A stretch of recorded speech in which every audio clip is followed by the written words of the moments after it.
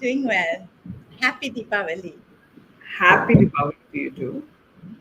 And happy Deepavali to anyone who's either seeing us right now or is going to see us later. It is the middle of the festive season, and we have taken time to do this LinkedIn Live today. Um, Today is the fourth in the series of juggling multiple identities. It's our last on this topic. Right? Um, the first three, the first was an introduction to what is identity altogether. The second one, we spoke about the rise of identity. When did identity become important? In what socio-economic context it became important? Why was identity even relevant? The third episode, we spoke about the rise of the professional identity, how all of us define ourselves in a very singular, narrow way, and its implications. We went very quickly, and since we are going into, why that is bad and why we are going to move into an alternative way of being, let's quickly summarize why is the professional identity or why is such a singular unifocal identity not a great thing. And that was one topic, Ramya, both you and I agreed upon. We both agreed that it is not the best thing, right? Do you want to quickly tell, do you want to quickly reflect on why we think it's not a great idea? Yeah, sure. And before that, a question to you, Shweta. And can you hear me clearly? Because there is a lot of fataka going on here. Is the mic catching it, or is my The voice? mic is also catching the fataka, but hey, we live in India. It's a festive season. You do you. Yeah, So it's but it's comprehensible, right? you're comprehensible, and we'll let our audience enjoy the crackers as well. Yeah. Yes. Yeah. Please, so this is for our audience. This is just a recap of the last three episodes. So, we'll just keep it as one line recaps. We did go deeper into each of these in those previous podcasts. If any of them catch your mind, and you want to look at it further. So, one of the drawbacks that we discussed was the cost of juggling, literally, right? Because we can't be present in everything everywhere, and the cost that we pay just by having virtue of having multiple identities, and the how the professional identity actually often can land up paying a price. And we also saw that in our own contexts. And again, I don't know to what extent this is a gender thing, but there could be a gender angle to it as well. Another thing that we talked about was about switching between these identities and how this affects us when we are in different places. And we also talked about bringing our whole selves and times when it is not possible, and therefore the need to separate into having maybe just allowing one identity to be the mask or the platform through which you operate in a given context. So, yeah, these are the things that stand out for me through in our previous Uh, discussions. for me, what stands out is actually the downsides of a singular identity, right? I think we were speaking about why that is bad. And one of the things that I recollect us talking is, the toll it takes on mental health, the lack of anchoring across multiple, having multiple. It's like trying to stand on a single leg, right? And putting all your eggs in a singular basket, and how that, if it doesn't pay off, there are obviously extreme success stories that come out of that. And sometimes extreme success demands that out of you. Uh, but for the majority of us, it comes at a significant price. There's burnout. You spoke about having to juggle your, while your PhD, juggling your PhD and, raising, having a small kid there. I spoke about my burnout, and just being overly focused and therefore not having those sort of multiple anchors and identities to hold on to, right? Yeah. And some of our readers ask us, hey, yeah, I agree that it's a bad thing.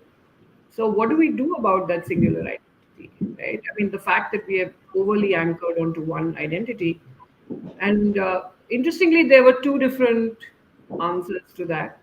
Ramya, your book deals with one, the idea of the multi-potentialite, where you don't. And I loved there was this line where you felt that you felt that cage when you were trying to just be one thing, right? And that idea that just being one thing can, it felt like a cage. So there you speak about the idea of multi-potentialites and how you can have multiple identities within your work or within your individual, how you fulfill yourself, not just as a professor, but as multiple roles, right? And then there is another approach that's a little bit more based on roles, and which we'll talk about later, which is another author that also wrote last year, Deepak. But we'll come to that later. So let's first talk about your book, Ramya. Let's talk about career alchemy, and let's talk about the idea of the multi-potentialite and anchoring the multiple identities. And how did you go about that for yourself? And how does that play out? How do you recommend people do that? Yeah. Okay, great. Okay. So let's first, talk about the whole idea of multi-potentialite. So that's a term not coined by me, by Emily Wapnick. And when I came across the term first, I was like, oh my God, this is me.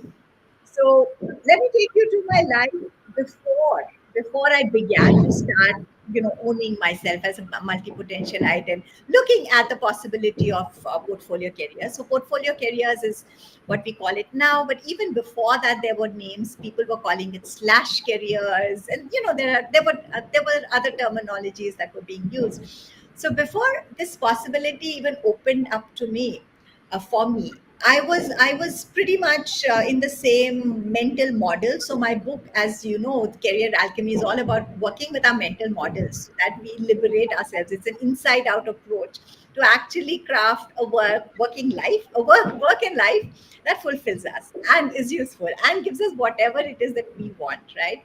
So I talk about this concept of ROTI throughout the book, return on time invested at work, and so that your work can give you whatever it is that you want. So even within that, I was still within one more box, which is that, okay, I have to find one kind of job that's giving it to me, right? So I was trying to be a professor, and it was hitting a lot of the buckets, which being a professor, being an academic, gave me a lot of things that I wanted out of work. It gave me flexibility, it gave me self-expression, it gave me the chance to have a meaningful contribution, it gave me a chance to live in a beautiful green campus, which is also something that I wanted it out, and chance to work in a way where I don't have to commute. So that was one of my clear asks that I wanted. And all these things came in, right, into crafting this career. So that's the other approach I take to careers, which we craft it, right? So we want a little more of this. So it's a gradual process onward. So I had crafted a fairly good, nice career for myself. But then there was still other things that I wanted. And I was like, okay, I need to look outside of my career to do these things. And I wasn't really and when that happened, so there is one of the traps that we sometimes fall into, right? We're like, oh no, I have to spend this much time at work, but not doing this. So I was very much in the professor identity. So work meant professor. That's it. And everything else that I do, whether I'm attending a Bhumi conference or I'm, going on a trek or doing something, this is all now extracurricular. So it's taking us back to school days. This is work and this is all outside. And then now, fast forward to a portfolio career where, because I'm doing multiple things, so I'm a professor, but so I continue to teach at IIM Bangalore, but I'm also a coach. So I can have certain kinds of meaningful, deep impact, one-on-one work that I wanted to do, taking out time to write and write not just on management things, because if when I was full-time employed full-time with IIM Bangalore, I was like, okay, I should only be writing about management. I can't, but I like writing about everything else. So everything else is extracurricular. Now, nothing is extracurricular. That's also part of my work. That's the philosopher in me. That's the influencer in me, right? And that's a legit. So when I sit down to do that, I'm like, yeah, I'm at work. I'm doing this. My love for nature, communing with nature. My current book is on that, and I do retreats. I conduct retreats, small group retreats in nature. So that's been brought in. That's another part of work. So portfolio career is actually about doing multiple things where you can have different ratio proportions of your own return on time invested at work, which of course includes money, but it also includes all the other things that you want out of work. And that is the joy that it gives me. And of course, like everything in life, it has its own set of things you need to watch out and manage. So in the book I do talk about that. So this comes with an extra risk of burnout, and extra risk of spreading yourself too thin, and extra risk of maybe falling sometimes into the trap of comparing yourself with the achievements of someone who's only doing one of the things when you're doing 4 5 things, right? So you have to keep decoupling. So there are these downsides, and there are these more than downside, I'll say precautions you need to take. Actually, we can call them downsides also. Downsides and precautions we need to take. Extra management. So like no pain, no gain without pain. So you have to balance and keep I have a equilibrium. question for you. I have a question for you. What does being a multi-potentialite give you? Why go through the effort of having all these different individual identities if they cause extra burnout, they cause extra hassle with juggling? Why do it? What do you A get out of chance, it? a chance to express yourself fully through your work, all the different things that light you up.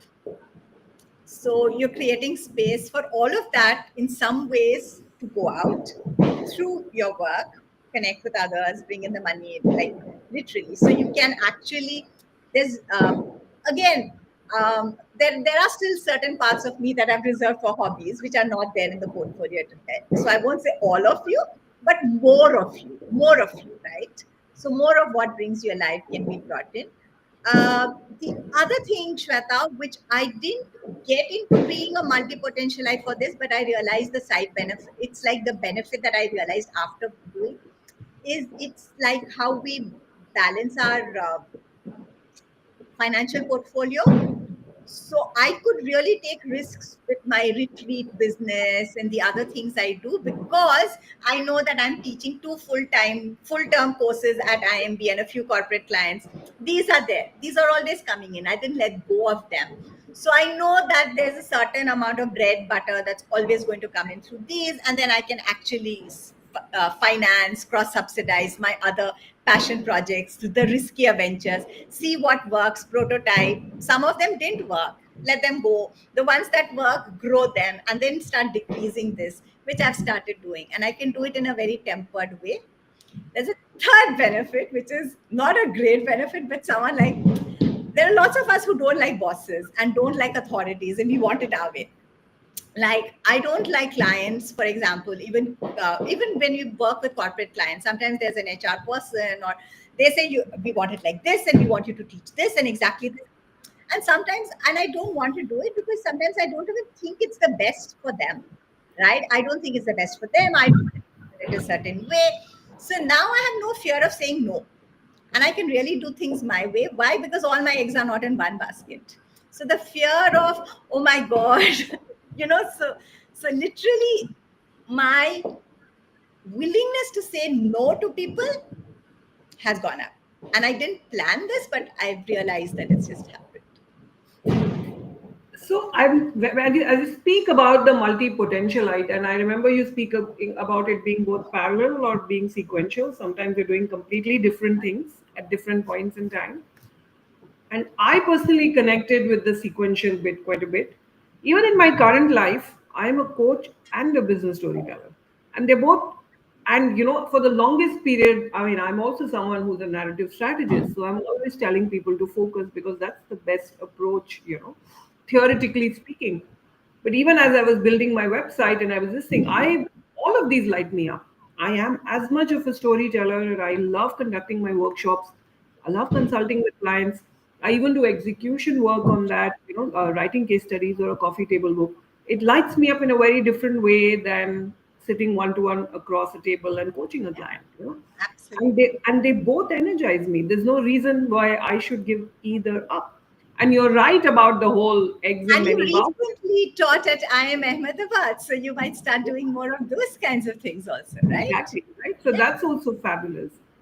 And you're right about the eggs in many baskets, because for me, then, because I'm not picking and choosing, while of course, I guess one could argue that if I was doing only one thing, I'd be giving it so much energy and focus that that would grow.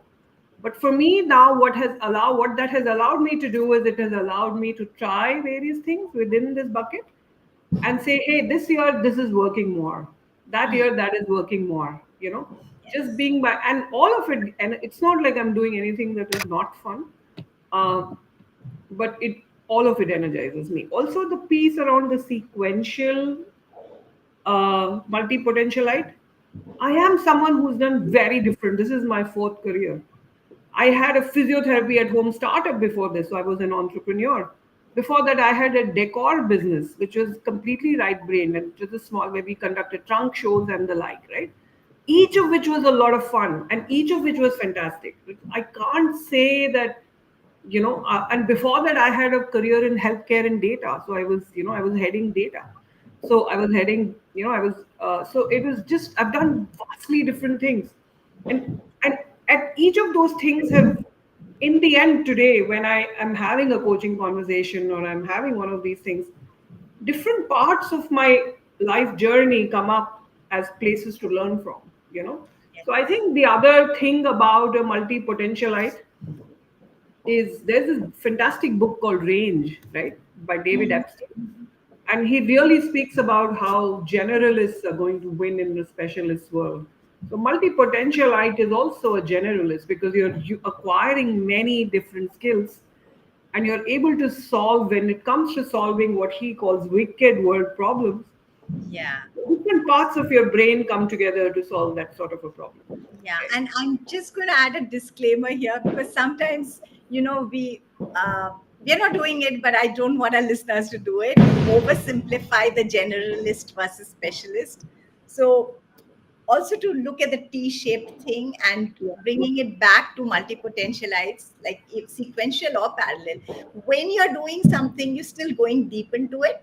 So Correct. as a storyteller or as a faculty, right, we're still going deep, but we're also honing the ability of, Over the course of a career, one is doing that, right? yeah. Yeah. And yeah, beautiful, Shweta. I really relate with that. Just wanted to add one more benefit of multi-potentialites. And as you were sharing your story of connecting, like learning from different things that you've done and bringing it to your profession as a coach, that's something I immensely resonate with as well, because earlier in my career I've been like a technical person, IT consultant, worked in banks, been in operations. And today, when I teach behavioral science, I teach leadership workshops.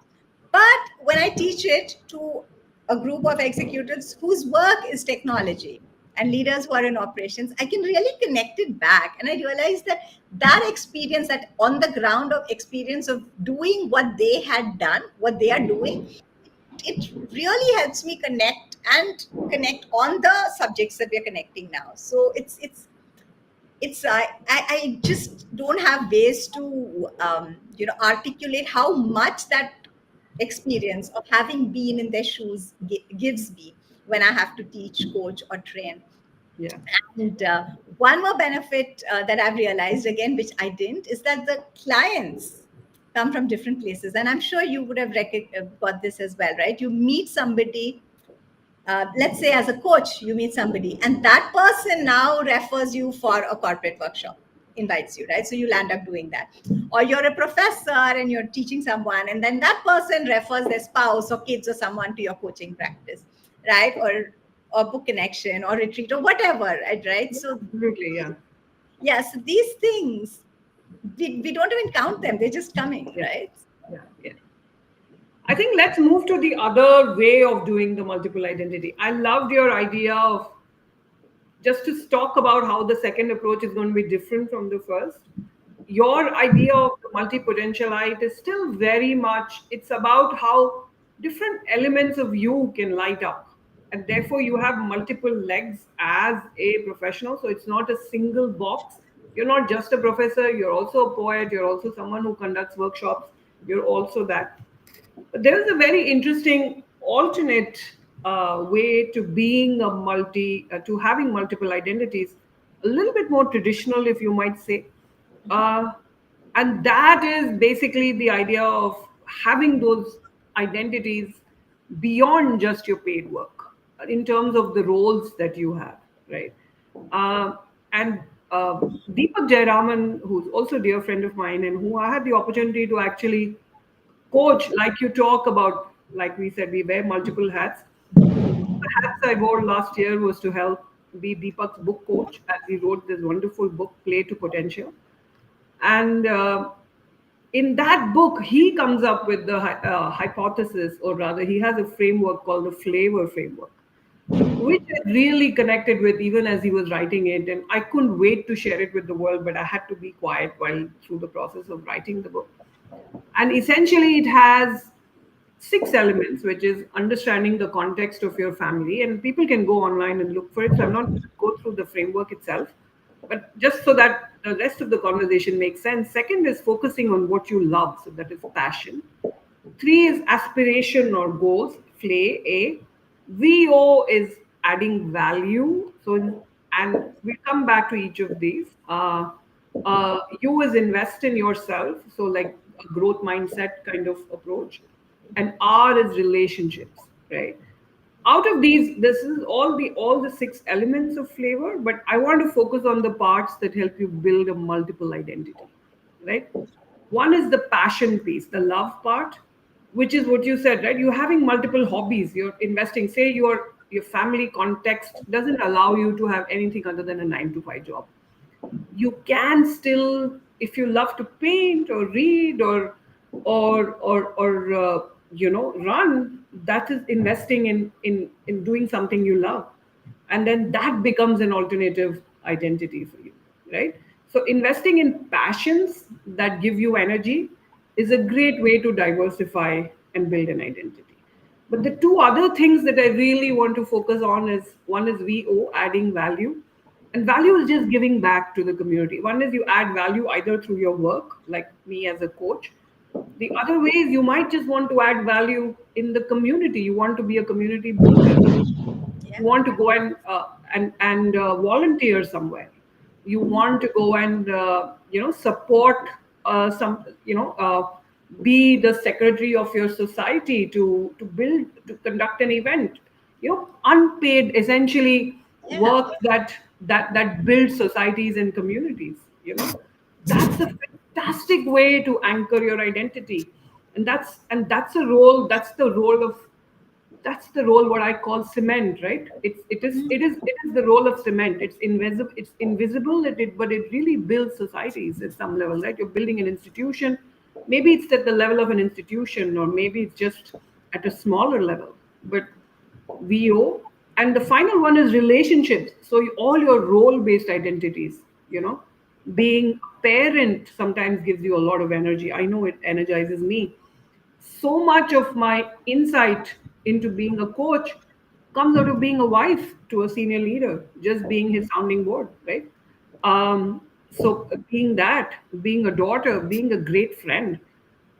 For me personally, a lot of my anchoring comes from these relational identities. For me, my work, as much as I love it, and as much as there are 3 or 4 different multi-potentialite pieces to it, uh, it still keeps me incomplete. For me, the large sense of completion comes from, one, the VO, in whatever ways. How can I support other people? And my work is usually tends to be smaller. How am I supporting the helpers who work at home? Just giving back in some way. And relational identities. How am I investing in my friendships? How am I investing in the people close to me? Right?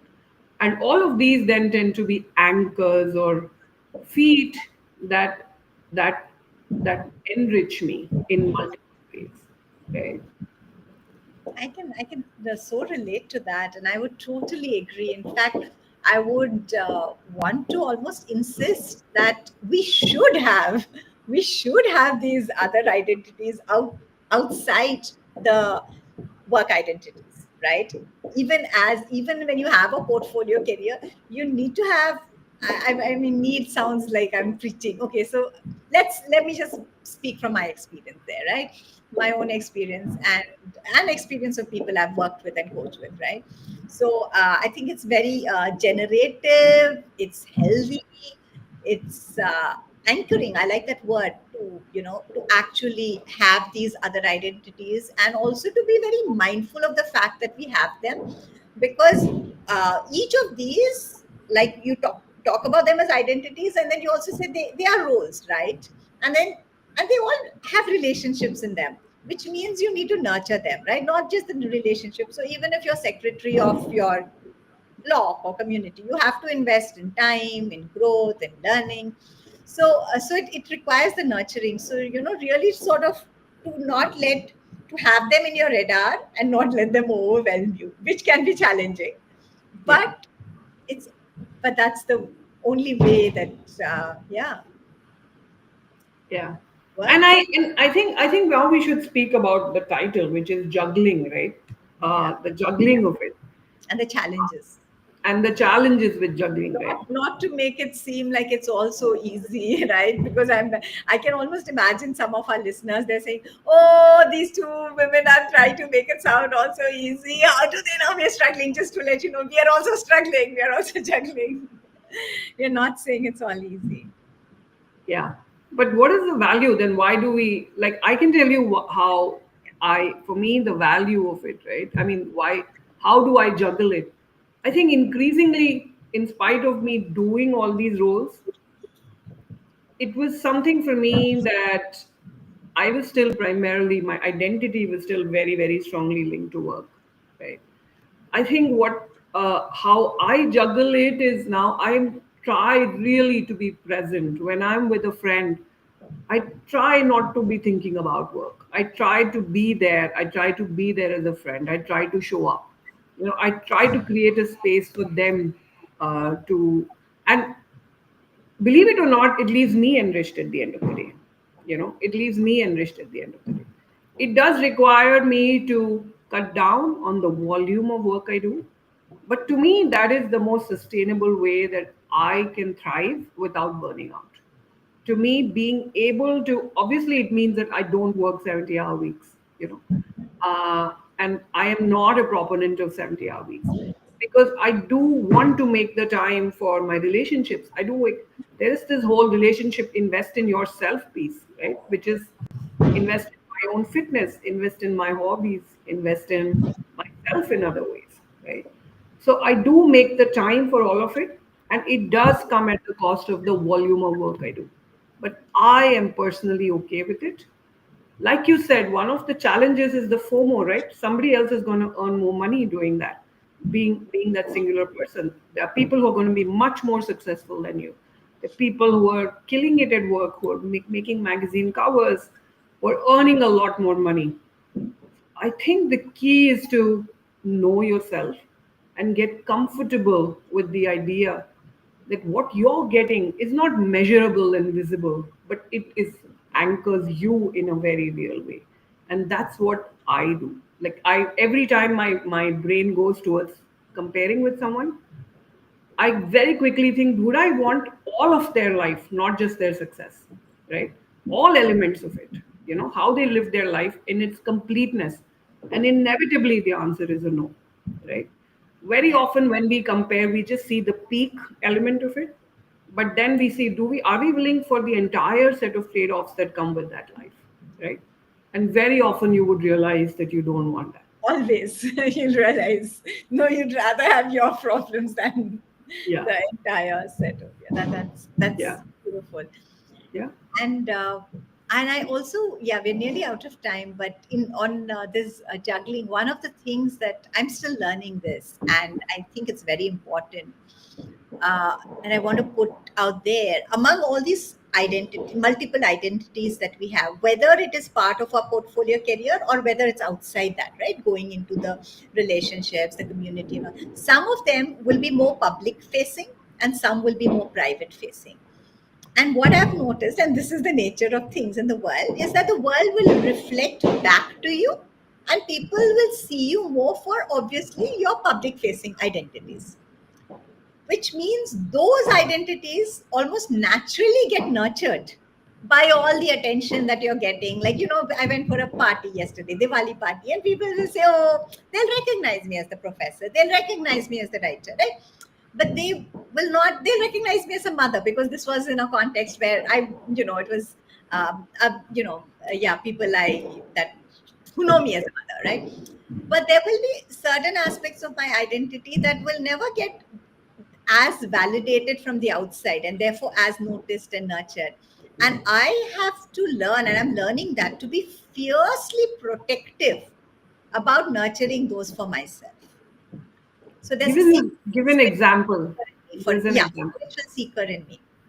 There's an artist in me. I don't, I mean, my art doesn't go out anywhere. These are very relatively private, completely almost private identities. Now, these can get very easy. The poet, right? The poet is not a very public identity. No one else is going to nurture the poet. Who has to nurture her? Who has to make space for her? Who has to look after her? Me, right? Nobody, not because, yeah. So those are the ones that I'm growing mother, and that's something to be mindful of. Yeah. Okay, there's just one comment. I need to stay away from comparing with someone who's doing only one thing. That's valuable advice. Yeah. Yeah. Yeah. And finally, I know we are out of time. What is your advice on dividing time across these identities? How do you prioritize? I cannot claim to be an expert, because I don't think, and Shweta knows this, I was just struggling and staggering it to make it to this podcast on time. So I wish there was some easy answer. I don't have an easy answer. So can I just leave it there, Shweta? But what's your advice? What was?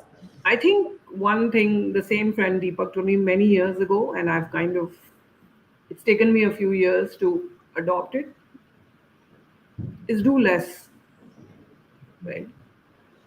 Be more intentional about what you do, right? I think a lot of times we do things for FOMO, we do things for the wrong reasons. So we get pulled in multiple directions because of either for things that we don't relate, for things that don't energize us, simply because either it's expected of us, or we have too much FOMO, or we're trying to play catch up, So I think slowly, as you begin to peel some of that off, and you only do what you really want to do, you will start doing less. So my trick is to do less. So I am never short of time. Any friend calls me for dinner, I'm usually always available. Any friend has a birthday party, I'm usually always available. So I just do less because I choose what I do. In your what you said, Shweta, is to be very clear about your prioritization also, right? So clearly the birthday, the dinner are higher. They're high. They are high for me. They're high for me, and it's not for everybody. Yeah? It's only for certain sort of whatever people, right? It is for those people, Yeah. right? So for me, example, yeah. I'm very available to walk my dog, as everyone on campus knows. So clearly that's just very high on my priority for whatever reason. Yeah, I'll always make time for that. So. Yeah. So it's about making time for what you like. For me, fitness is really important. So it's on my calendar and I don't miss it. Right. So it's ensuring that as you do less and you are intentional about everything you do, you will get time to do the things that you really care for. Is how I kind of manage that. And maybe even the things that you really care about, not fall into the trap of more is better. Yeah. This is fine, right? Yeah. So it's okay. It's okay, like, even to like doing a lot of things, but that's okay to do one or two of them. Like, we like vacations, but we do a few in a year, right? So exactly, right? Like, I think, and I'm going to end that with a beautiful line that a cousin told me a long time ago, and it stayed with me. She had told me, do everything in moderation, including moderation. And I think that to me is how I live my life, right? So I'm not chasing superlative success. I'm not chasing to be fantastic at any one thing, but I like to do many things in moderation, and that's my way of juggling my multiple identities.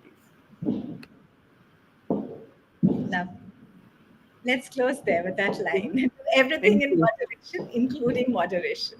Yeah. Yeah. Thank you. Thank you. Bye bye. Good night.